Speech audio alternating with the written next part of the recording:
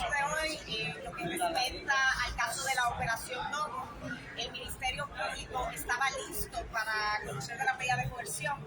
Sin embargo, algunas de las defensas de los imputados no estaban listos para conocer el proceso, por lo cual se fijó para este próximo domingo a las 9 de la mañana.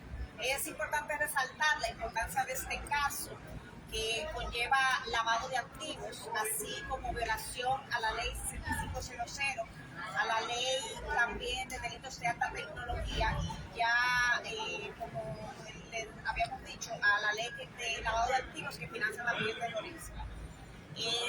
Estamos hablando que este caso envuelve mucho más de 20 millones de dólares en lo que respecto a que hubo un movimiento en Bitcoin.